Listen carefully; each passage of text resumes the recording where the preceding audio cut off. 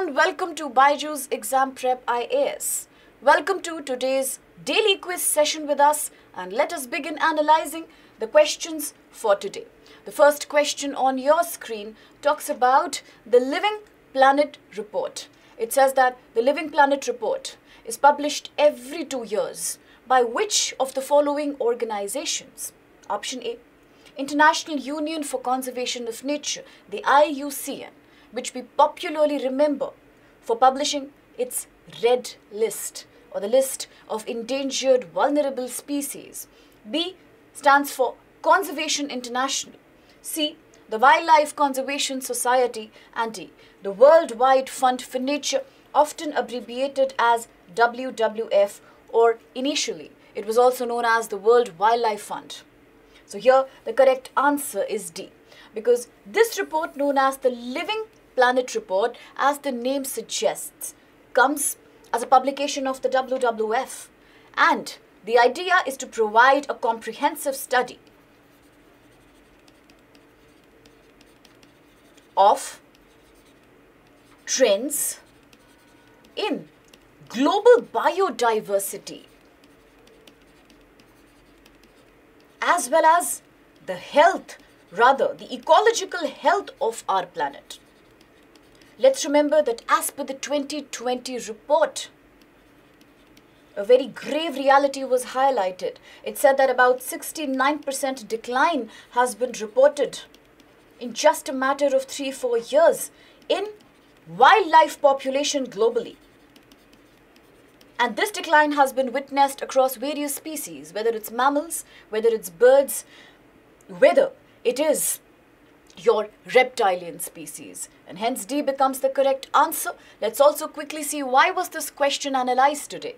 The reason is an article in the Hindu which says that India, along with 4 other countries, namely most of the countries that are known for a high incidence of wetlands and biodiversity hotspots, have together initiated a fight for protecting wildlife. Now, these countries will together make a coordinated plan by making a strict mechanism of arresting individuals and groups that are indulging in wildlife trafficking or wildlife poaching. This shall be undertaken through the Interpol, the largest international coordinated police network across the globe. So hence, it will enable criminal intelligence to be collected and then action to be taken to protect wildlife from getting hunted. With this, let's proceed with the second question on the screen. It is a set of 2 statements again. It talks about aid for trade and it talks about the WTO. It says aid for trade is an initiative taken by the World Trade Organization. It is concerned with helping the developing countries, the poor industrializing countries, particularly the least developed nations, to build better trade capacity and infrastructure. Now, this is a valid statement indeed, because aid for trade is actually about helping all the developing countries by promoting a better industrial trade infrastructure here. The idea is to make sure that developing countries benefit by enabling them more channels for international and transnational trade. So hence A is the valid statement. Let's look at the second statement about WTO. It says the WTO Ministerial Conference is the highest decision-making body of the WTO. Besides, it generally meets every 2 years. Once again, it is a valid statement about WTO. Let's remember that right now we have the G33 in the news for the dialogue that it is conducting at the ongoing WTO Ministerial Conference in 2024. Hence, C becomes your valid answer, with both the above statements being correct. Now, we picked up this question for you because of a PIB notification which says that the G33 ministerial statement has been issued on agriculture trade negotiations. This has taken place during the 13th WTO Ministerial Conference, which is presently being conducted at Abu Dhabi. And now let's quickly have a look at the third question of the day. The third question talks about, again, 3 statements. The first one talks about Chamera Dam. It says the Chamera Dam is a hydroelectric power project. It is located in the state of Himachal Pradesh. This is a correct statement.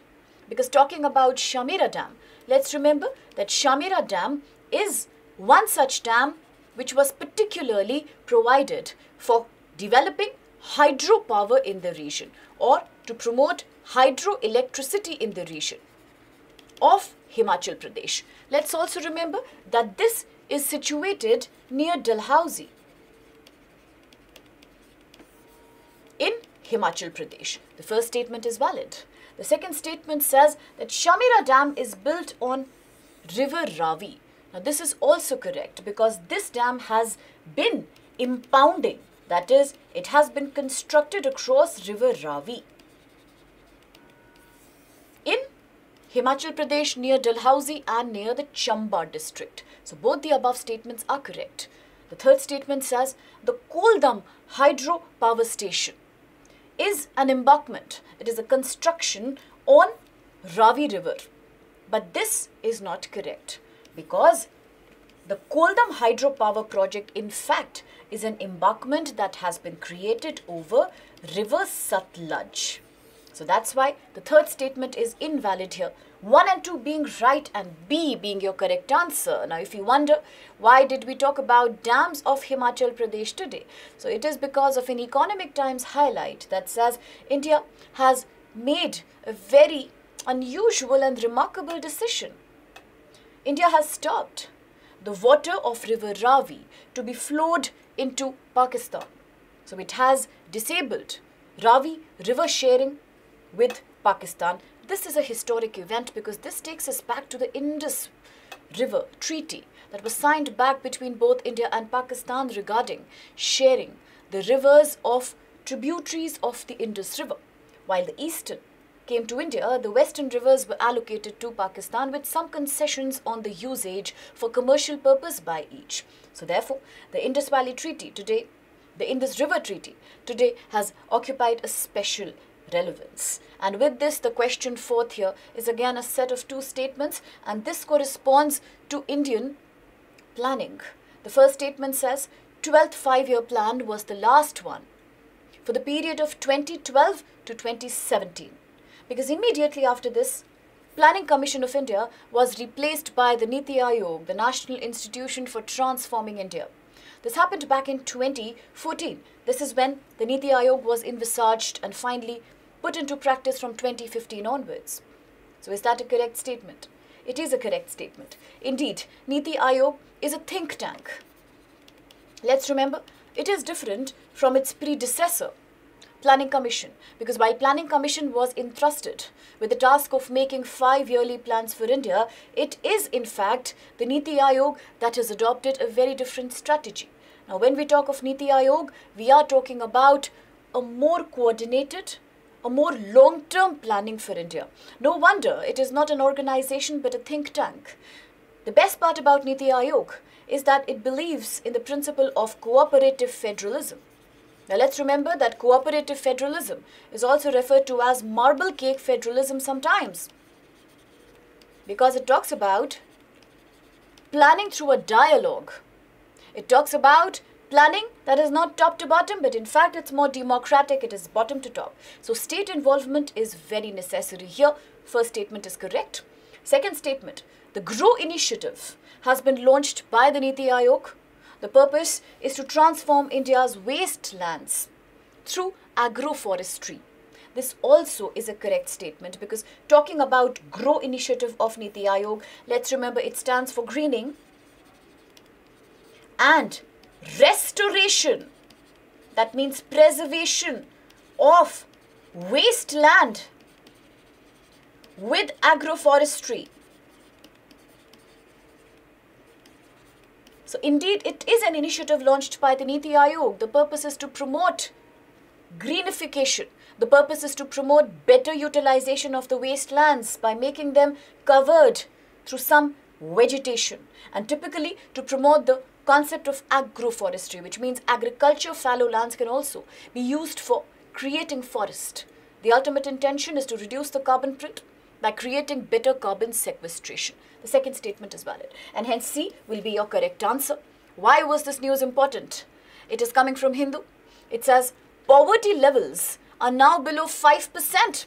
Destitution, that's homelessness, has also almost become nil, as well as per the Niti Aayog CEO. The income inequality in India has also improved big time. Now let's remember, this is not for the first time that India is touting a massive, remarkable improvement in its poverty level. Recently, when the national multi-dimensional poverty index was released for 2023, which is calculated through the Niti Aayog, it was said that more than about 10% Indians have escaped multi-dimensional poverty. It was coming as a very win-win decision. But although opposition parties and civil society groups are yet to believe that, but according to Niti Aayog, yes, in India, inequality is shrinking and growth is becoming more inclusive. So in that light, we had picked up the question on Niti Aayog, and with this, let's quickly jump to today's PYQ. It is coming to you from 2021. It says, triclosan. It's considered a harmful, toxic material when somebody is exposed to it at a very high dose and for a very long time. But this triclosan is present, or it exists in which of the following commodities used by humans very commonly? Is it A, food preservative? Or is it B, fruit ripening substance? Is it C, reused plastic containers? Or will it be D, toiletries, which means soaps, body washes, hand washes, cosmetics? Indeed, D is the valid answer. Because when we talk about triclosan, let's remember it is an ingredient that has a very high antibacterial property. It is because of this antibacterial property that it is very often used in things like sanitizing equipments, antiseptic lotions, disinfectants, as well as prescribed medications. But the problem is, if you expose yourself to it for a prolonged period of time, it is known to be causing toxicity. It can have carcinogenic properties, and therefore, back in 2016, the FDA said that all the commodities which contain triclosan should not be used, they should not be sold, and they should be banned. For example, even the common daily use soaps. Hence D here becomes your correct answer. And now let's quickly analyze the fact of today. The fact of today has been picked up in the light of a very common ongoing discussion about the NGT, the National Green Tribunal. So what do you mean by the NGT? Now let's remember, NGT is a statutory body, a body that was created by an act of the parliament, a legal body in India. The purpose is to deal with, to educate upon, or to provide jurisdiction upon all the cases, all the civil cases sometimes, mostly, which are related to environmental protection and protecting natural resources of India. The purpose is to make sure that cases which involve ecological concerns are not simply piling up in our conventional courts, because conventional courts have many other cases to handle, which just increases their load and which just reduces the speed of cases being solved by the High Courts, Supreme Court, or the lower courts. So therefore, a separate education body has been envisaged in the form of NGT that shall provide a quick, fast track, expeditious disposal of cases. When we say expeditious disposal, we mean solving a case on a fast track basis without taking much time. Now, it was set up back in 2010 by the National Green Tribunal Act. Let's remember, India then became the third such country after only Australia and New Zealand to be setting up a statutory body particularly for preserving environment. NGT provides various solutions to give environmental jurisprudence. Jurisprudence to advocate, to give jurisdiction on environmental concerns. It also, therefore, is an alternate route. It is an alternate dispute resolution, dispute solving procedure or mechanism. It helps in reducing the litigation burden about environmental matters in India's higher courts. Therefore, it is doing quite a remarkable job in curbing, in reducing ecologically damaging activities. Now, NGT therefore always ensures that environmental impact assessment is strongly implemented. But then what do you mean by environmental impact assessment? The EIA. So EIA is a process through which you evaluate that a given project. It could be infrastructural project, it could be a development project. When you analyze how much environmental damage can this project create, you are trying to create an assessment, you are trying to judge its potency, its power to damage environment, its capacity to do that. And that's why this is known as environment impact assessment, because assessment is evaluation. So therefore, under the EIA, there are rules that a particular development project, whether it be any project, infrastructural, commercial, private, how much impact can it create on the environment, culture, and hence human health. So therefore, it will create an evaluation of both the beneficial impact and the negative impact. And EIA therefore has become a major tool today that's used by the NGT to curb the negative impact of all the projects that could be creating a very, very high carbon footprint. And on that note, I take your leave. I hope you enjoyed today's segment. See you soon with many such exciting, more future segments. Thank you.